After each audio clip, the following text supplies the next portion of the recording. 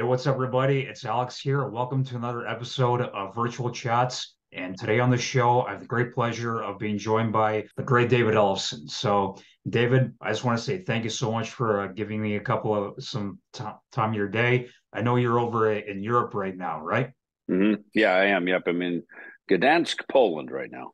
Right. And I've been a fan for quite a while now. So I just want to say thank you for joining me. Cool. Thank you very much, Alex. Appreciate it. Yeah. So you just mentioned that you're in Poland right now, and speaking of which, the new Dieth album, the debut album, "To Hell and Back," is out now, and I wanted to start off talking about that. Um, and I definitely think it's probably the heaviest album that you've ever been on in your entire career. Would you say so? Yeah, I played on a couple records for Max Cavalera on the Prophecy and Dark Ages records, and those are pretty heavy. I did some work with Al Jorgensen on some ministry on a ministry his latest ministry record. That was pretty heavy. So, um, but yeah, look, just overall stylistically, for me to create something from the ground up, for sure. So I've kind of brushed up next to this, with other artists, who are known for this kind of stuff. Right. But for me to, be at sort of ground zero and, helping put something together like this, you're probably right. This is the one. Yeah, for sure. And with this album, you guys recorded it as a trio. And I know Mhm. I noticed in some of the videos that I've posted online with the shows, you got a second guitar player right now. Is the plan to continue as a trio just for the recording, or and just a second guitarist for like the live stuff, or you're going to be a four-piece going forward? We're a trio. We came to this place where we could just go out and be a trio, be a little more punk rock about it, and just kind of plug and play and go. I think the songs, to do them justice live, there is some extra guitar work that we put on there, right? And just to kind of color the production, for the making of the record. And we got to this point where it was like, well, okay, look, we could either just put this on track, and have it play in the background, or let's call a friend and have him be on stage with us. I think I'd always rather have that musical interaction Yeah. with people. Again, this is very much that bad. It's a very organic sound. We did not Pro Tool the shit out of this record and turn it into one of these digital. I'm so sick of hearing those records now. To me, they're not even music; they're just computer projects. Yeah. And as much as I liked it 20 years ago, I thought it was awesome. When I first heard the, like Disturbed, records, I thought I loved it. And they play very tight like that anyway. But, um, you know, uh, that sound is great. And then I think as we moved into the 2000s, so many of these records, these metal records, it's like they'd put 15 songs on it, and it's like, why? You're only going to put only one's going to be a single, and you're like forcing these bands to just churn out more material. Why not just, I like what we did on this. Let's just do 10 that are really good, and Yeah. why? And this record wrote itself. I'm not going to lie. We started with In the Hall of the Hanging Serpents, and then we went into probably Wicked Disdain. And Dead Inside, and then that kind of transitioned over to Don't Get Maggot Even, Free Us All, Walk With Me Forever, Heaviest Crown. And so, the record wrote itself, and so sequencing it was pretty easy because it was an all inclusive story, to be honest with you. And To Hell and Back is like, if this were a book, you'd buy the book To Hell and Back, Chapter 1. To Yeah. Hell and Back, Chapter 2. Don't Get Maggot Even, Chapter 3, Exactly. Yeah. Wicked Disdain, right? And I think the record plays itself out just like reading a book that would be telling the same story. So, so it's kind of funny that it came together so organically and so easy. So again, back to your question there about it. Look, as far as moving forward, Hubert from Decapitated, who was in Decapitated with Mihal, that was the easy reach on this. And look, to be honest with you, I trust these guys. Look, we're over here in Poland. I don't really know very many people in Poland. I've made some friends over the years, Yeah. but for the most part, this is kind of a new world for me. It's a new, it's a new territory. These guys are plugged in, man. They know what's going on.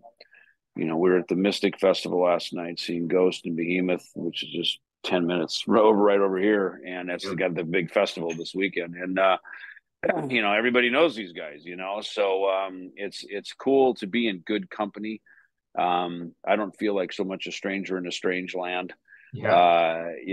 So these guys, they know the right people to call to make the records, to make the videos, to be in the band, and really put this thing together. So Yeah. it's nice that they've got that side of this thing dialed in. Yeah, for sure. And you guys made your debut live appearance just a few days ago with Testament in Berlin. Right. So whenever you step into a live environment with a totally new band, it's like almost a new scenario. Mm-hmm. What are your feelings going into it? Like making a live debut with a new band. How do you? Well, thank on this one. So I came over here. We met here back at the end of March. We just did the Kings of Thrash tour. No, I mean, it was a hell of a year. I mean, I'd been coming over here a lot last year to make the record, shoot the Right. videos in November. Kind of had December mostly off heading into the holidays, and then Drew from the Lucid calls me and I said, listen, Drew, we got to if we're going to put this Lucid stuff out, we got to do it now, because I got Kings of Thrash tour, then I got the Dieth record coming out. So I said like 2 days before Christmas, I said, fucking put the song out, right? So the industry shut down. There's no radio. We're an Yeah. independent band anyway, and so we just sort of blew the internet up by dropping a new Lucid song.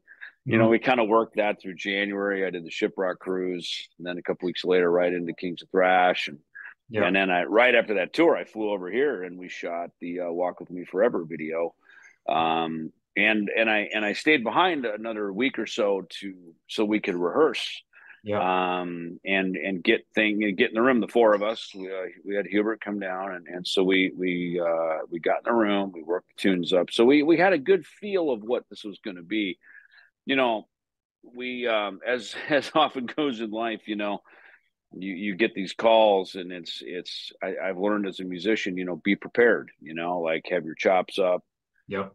have your look together, like be ready, be ready for the call. A lot of Exactly. musicians are like, or in life period, it's like the call comes, hey man, here's your dream job you always wanted, or you're ready to go, and sometimes you don't have much time to think about it. So in this case, as your shirt Exodus, Yeah. unfortunately had to pull off of these Testament Yeah. Voivod shows. Yeah.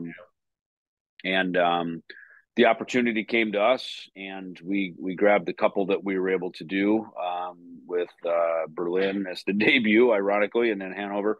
And funny thing is it was a great debut. The Testament guys and I were dear friends. We've known each other most of our careers, Yeah. and they're very gracious guys, so they were happy to have us. And that's our audience too. We were Yeah. talking about it afterwards. It's like Dieth is a band that can play with really heavy, stuff, extreme metal stuff, but the Testament Voivod thing, that audience is really perfect for this, because they're probably a little more of seasoned metalheads. Yeah. There's some, you know um it's just kind of our generation, our sound, and that whole thing, so I think music worked very well Yeah. on that audience. Yeah, for sure. Going back to the record, I mentioned "Walk with Me Forever." Hmm. It's your debut lead vocal performance, and it's a great song, and you got a great vocal on it. I have to give Thank you you. props on that one. For Thank many you. years, you've always been like known as the backups guy in a lot of the Right. bands that you were in. For you stepping into the lead vocal position, what were your feelings going into it? Because I know a lot of singers they have different feelings about it. Like, were you confident going into it right from the start, or were you a little reserved about it at first? This one I was totally confident. There's other things, like last year I put out the Ellefson Soto record, and as I was writing that with Andy Martin-Jelly, he and I would carve, some vocal ideas, and I just knew, man, I am not the singer for this. This is a power metal thing. This needs that guy. Yep. who better to call than Jeff, you know, and Yep. that was the collaboration on that. So he's perfect for that. You know, I started doing some singing, you know, on some of my solo tours and bass story stuff that I was doing. I went to South America back in 2019, right before COVID hit, and I was singing some stuff there. What an F5 song, another song that I had demoed up called "If You Were God" that I had John Bush demo for me back in 1993 when Nice. I think it was when he was in Anthrax, right? Yeah. Yeah. And or just joining Anthrax or something. So I guess he was in the band at that time. But Yep. so you know, I was going, you know, I always like these songs, and so I was like, well, no one knows them but me, so I'm going to sing them. And you know, so that's kind of where it started. And um, you know, fast forward here to Dieth, it was really comfortable because you're right. The word confidence is probably the thing that is most important in any musical performance, but especially with Absolutely. singing, because Absolutely. Yeah. you're ultimately selling the song. You know, Yeah. it's one thing Absolutely. to write a song; it's a whole other to sell it. You know, and by sell it, I mean get it into the listener's heart and soul and in their ears Absolutely. with real conviction. Absolutely. And I think, you know, as the good Lord would have it, you know, here I am all these years later in my career. You know, Yeah. who knew in Poland? We actually recorded it in Germany, but you know, here we are all these years later. You know, right group of guys, right song, right moment, and the right story to tell. You know, and my voice was the one that seemed to, you know, be the chosen one to do it. So it all just kind of fell in my lap, to be honest with you. I definitely agree. Like when I heard the song, and I couldn't stop listening to it. Like I was like really impressed with how great your vocals sound, and just the whole atmosphere of the song is like really smooth and like almost somber, but Mm-hmm. like in the best way possible. So I Yeah, also yeah, no, give you big props on that one. much appreciated. Thank you. I appreciate that. So I wanted to switch gears a little bit. So because one thing I definitely wanted to touch upon is Metal Allegiance, as I love Hmm. the two albums that you guys made. The self-titled album from 2015 was my album of the year that year, and it also one of my top albums of the 2010s, like one of my Hmm. top 10 favorites. Like an amazing record. Like when that record came out, I was raving about it like no other. So I was Yeah. telling Thank you. all my friends about it. I'm like, check this out. You won't believe this. Um, and also, Power Drunk Majesty was a fantastic follow up as well. There was a post recently on your social media that they're teasing a return for next Hmm. year. Is it for more live activities, new record? What can you tell us about it? Starting with a live thing, yeah. An email circulated between what we call the core four, me and Yeah, Mark Mengi, Mike Portnoy, and Alex Skolnick, yeah, and just kind of saying, "Hey, got a hold on something, you guys in?" And we're like, "Yeah, we're in," you know. So, and thank you for your support on that, because you know that was that whole thing has always just been a labor of love, because obviously we're in other groups, we do other yeah, things, but to do that. And it's just like it said, it was the allegiance of the brotherhood and sisterhood. yeah. You know, we called everybody was invited and included. You know, and I think that was about just writing, just finding, you know, just writing. You know, Maggie said to go because we gathered after Shiprocked, or no, actually it was the Motorhead Motorhead cruise, Cruise, yeah, because Megadeth had pulled off. I got Megadeth on it, and yeah. we got pulled off of it. And so the promoter called me and said, "What am I going to do? I mean, it's like 2 months out. I can't get a headliner." And I said, "Well, let me call you right back." And so I called Maggie. I go, "Dude, we're up to bat. You want to go do this?" And unfortunately, most of the, you know, who we were kind of thinking about doing was they were all going to be on the boat anyway. And it kind of spun out of what Maggie was doing with Metal Masters Yeah. back when we were doing the Big Four and all that stuff. Yeah. And so we just rebranded it and launched it on the motorboat cruise. And you know, and then from there, you know, that's important. I just said, "Dude, why don't we all come to my house?" And he said, "This is what we do with winery dogs and stuff. We come to my house, we write the record, or we work on the record, So that's what we did, and we went there, and Maggie just goes, dude, let's write a thrash record. And so that, and for me and Skolnick, of course, it's kind of second nature. Yeah.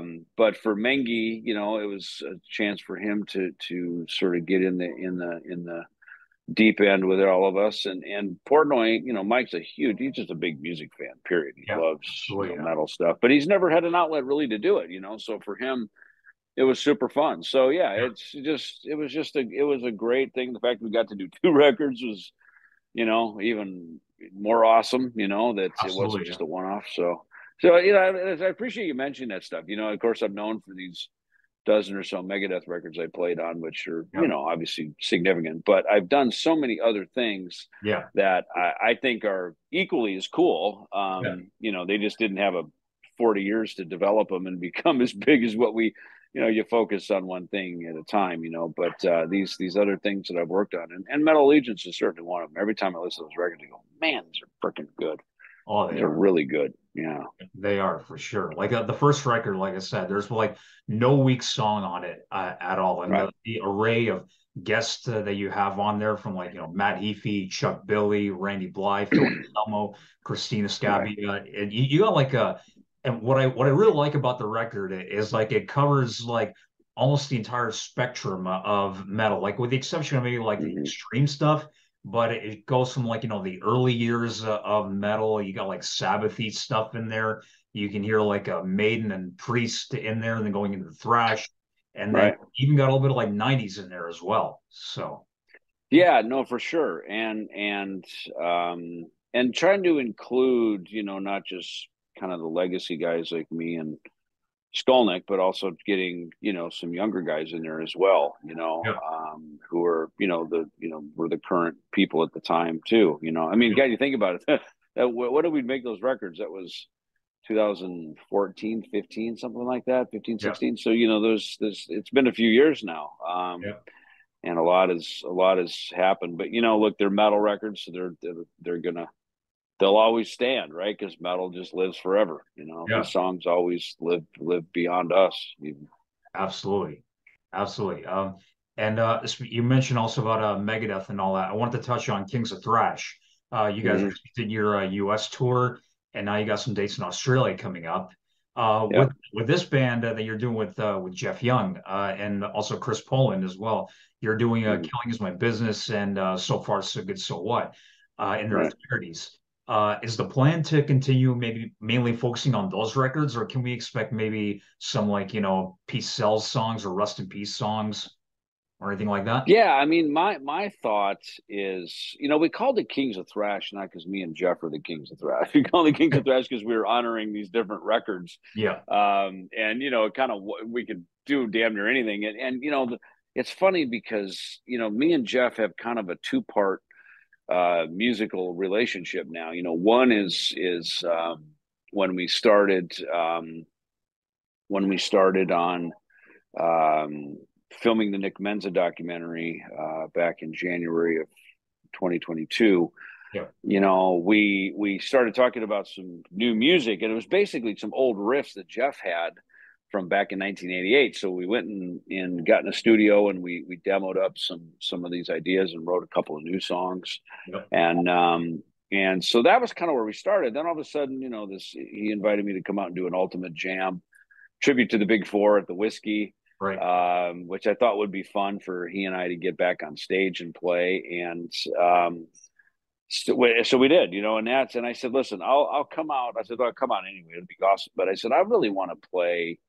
Um, I said, let's do Mary Jane, man. Oh, yeah. I honestly don't. I don't think Megadeth has played Mary Jane. I think the last time we played that was in Japan with Marty Hmm. on like the frickin' Rust in Peace tour. I think we needed Nice. to set, you know, because it's an evening with over there, right? There is no opening band, so we had to play like 2 hours. We needed to put some more songs in the set, so we were kind of doing these deep dives. So, you know, and of course that's me and Jeff's record together. So far, so good, so Yeah, what, right? So that became obvious. I love that record. You know, I'd still just kind of play through it from time to time because yeah, I like it. And Killing Is My Business again to me is kind of this long lost unsung hero, you know, sort of the national treasure of the Megadeth legacy that you know, because once we got signed to Capitol, and then things were on such a bigger scale, that Yeah. that record, you know, kind of got left in the dust a little bit. But then over time, you know, and I was always telling Dave, I said, dude, I'm telling you, man, I put my ear to the street with this stuff, and I'm telling you, this record is it's got wings now, man. We should go out for one night, just go freaking play it. Yeah. And it's just, you know, things were always kind of focused on the next record and the next tour, and always kind of forward motion. And I was always the guy going, I think one of our paths forward is our past, because there's, you know, that's where these fans are, you know, coming into. I don't know. I guess I saw it when I went back to the band in 2010, and we were doing Rust in Peace. Yeah. You know, the younger fans are right up in the front, because they're the ones passionate about the new music. They're, you know, they just, you know, bought their Rust in Peace T-shirt at Hot Topic or whatever. You know, they're Yeah. into it, and Yeah. Yeah. you could just see like, oh my God, there they are. This is the mighty Megadeth my parents talked about, or whatever. You know, Yeah. Yeah. like you could just see it was like this cool thing. And you know, then a little farther back in the arena was the other generation, and then up in the rafters there's, you know, probably the people my age from the beginning, you know, who don't want to get their ass kicked in the mosh pit anymore, but still there, because they, you know, they're fans. And so I could, you literally, you could almost see the sections of the arena, of the generational handoff of the baton of you know, of this thing. And so I think that's when it started to really hit me, like, you know, we're becoming one of these groups, one of these musical legacies that, you know, this is a, you know, this has got something for everybody. And the people that are coming into it new, yeah, they're buying the new record, but you know, it's more about, well, what else does the band have? You know, I mean, figure like if Led Zeppelin was around, still making records, people would still be going back and buying Led Zeppelin 2. You know, they'd be buying the stuff that they're hearing on the radio all the time. Yeah. Yeah. You know, and so it's, you know, it's, you know, as Marvel would say, it's the origin story. You know, you're going back to the beginning, like, where did all this begin? And I think that's always a cool story Yeah. with these records. And then, like you said, now we could go play other stuff. You know, to me, I wouldn't play side A of Peace Cells. I'd play side B, right, with My Last Words, Black Friday. I mean, Yeah. we've already been working a bunch of those songs up. Yeah. I Ain't Superstitious, Bad Omen. Yeah. You know, those are the songs that I would want to see played live. You know, so I kind Uh, of put my you know, young fan hat on when I'm thinking about Kings of Thrash. You go, Absolutely. all right, what would the fans want to see that they can't get anywhere else? Let's go do those songs. Yeah. And you were talking about the tour where you did Rust in Peace. Like I was lucky enough to go see you guys on that tour. Like when you Okay. teamed up with Testament and Slayer were doing Mm-hmm. Seasons in Full, and you guys doing Rust in Right. Peace. I just graduated high school when that tour happened. So every time I think of that show, just brings back great memories of that time, and getting to hear you Sure. guys like do, you know, deep cuts like, you know, Poison Was a Cure and Five Magics and Polaris and all that, Dawn Patrol. Like I'm just like, oh my God, this is amazing. Like my 18-year-old self who loved the classics and just the better part of the past couple of years at that point, I was like discovering all the you know, the old school stuff and loving all that after being like so immersed in like the new wave stuff. I Right. started diving deeper into like what the current guys loved, what they're influenced by, and not just like Mm-hmm. everything just started like coming, and I was just like, you know, so I'm really happy that I got to see that tour. But speaking of Peace Cells, like, you know, I love to hear, you know, Bad Omens, like you said, My Last Words, Yeah. also like Devil's Island and The Conjuring Right. as well. So yeah, Yeah. yeah, for sure. Yeah. I mean, it's you know, yeah, there's, and you know, even again, I mean, Rust in Peace has kind of been played now. Yeah, But you know, Euthanasia is another record. You know, Sean Drover got me back into Euthanasia when he was in the band. yeah, You know, yeah, he would always talk about it, and I'd go back and I'd listen and I'd go, God dang, man, we fucking were good. Because we recorded that together in a room.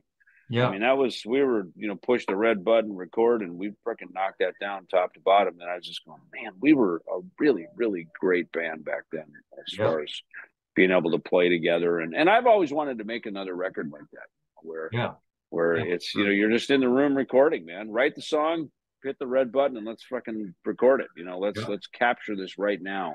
Yeah. So and in my life, my musical, you know, directions now are going more to that. You know, it's like let's capture the real The magic. spirit. You know, Jeff and I were in the studio a couple of weeks ago with our, you know, we're laying these songs down again and wrote another one.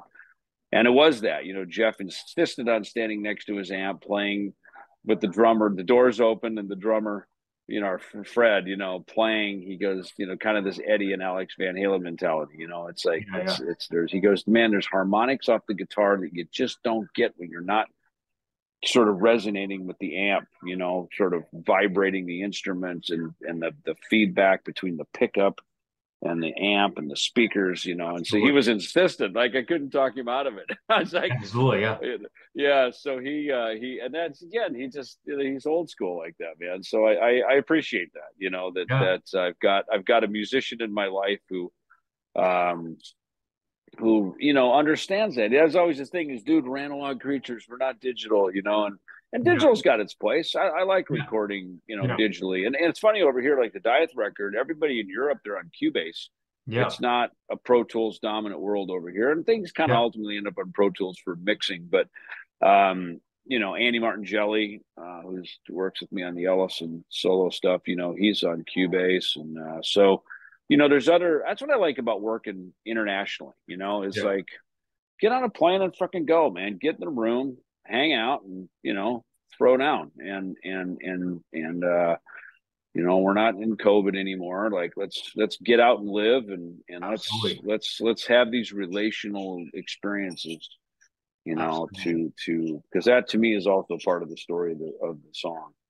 Absolutely. Absolutely. So, one last question for you, and then I'll let Yep. you. Okay. So, Okay. you clearly like are really busy with all the projects you got going on now. So I guess can you like maybe give a quick rundown of the recording and touring plans for the remainder of the year, and when can we maybe expect to see you back here in Toronto? Well, we talked about Metal Legions, so that's to be, you know, kind of revealed. That Dieth, I'm here this summer or here in Europe with our tour dates that we have around our new album, of course.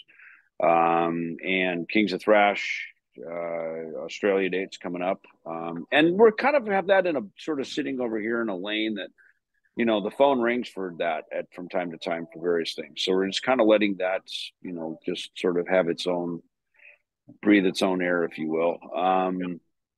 You know, the Lucid, we put out that EP back there at the end of the year and in January. So, you know, at this point, and then of course, you know, the songs Jeff and I were just working on. And again, we're kind of determining, are these Kings of Thrash? Is this Ellefson Young? You know, maybe because it might sit over there, you know, it might be better to have two separate church and state. Kings of Thrash, we go out and we play all this old school Megadeth stuff Yeah, and whatever. Hell, maybe we'll play an Overkill record or a fucking old Exodus record. I don't know. We can do whatever we yeah, want with it, right? That's pretty the point of much, being a king of thrash, right? And you pretty know, much. whoever the kings are, we'll go play them. So, um, and then you know, again, you know, some new songs there. So just you know, I think it's important to always create. You know, Andy Martin Jelly and I, we've been working up in London, and I'll probably see him this summer. I'll go down to Verona and see him because we've got probably half of a record written that we were working on kind of post Ellefson Soto. Um, and having fun with it. You know, he's a dear friend. He's a fantastic player. And so why not go to Italy and break bread with an Italian and have some awesome food and Yep. you know enjoy the summer weather and play guitar and go in the studio. So you know that's kind of my life right now. I'm sort of this troubadour, you know, rolling around the world, you know, and You're doing as you much know, music as you can with a lot of people. yeah, you know, look, I was loyal and you know that whole thing to you know one cause for all those years, and I'm glad I did that, Yeah. and that now lives you know forever, you know Yeah. with that. So I'm glad I did it. Um, I don't have any regrets about that. But you know now, you know again, I think the reality. Talking to Troy Lucetta from Tesla, this was back when Megadeth had disbanded in 2002. He had just moved out to Scottsdale, and I knew Troy a little bit from years back, and you know we were talking about it. And he just looks at me, he goes, "Dave, starting a new band. I had F5 at the time. You really want to do that all over again? He goes, brother, I don't think you got it in you, Hmm. and we were just talking legitimate, like, because he started Tesla, he started Megadeth, and we did all the work to get it on major labels and Yeah. MTV and all the stuff, and we really had real success, Yeah. like, buy a house, have a real life, pay your way, and that's what he was referring to. He goes, I don't think either of us got it in us to do that again, Yeah. so it's so, and like, I'm not above it. Look, at phone rings to go do a cool sideman gig and go out and play someone else's songs. I'm down with that too, so, Yeah. for me, it's more just about, excuse me, it's about just enjoying the journey at this phase. Music has always been in my life. It looks like it's always going to be in my life. Yeah. So, why not go where, go where I'm called. I think that's kind of the thing, go participate where life leads me now. Absolutely. And enjoy the journey. That's what it's Yeah, about.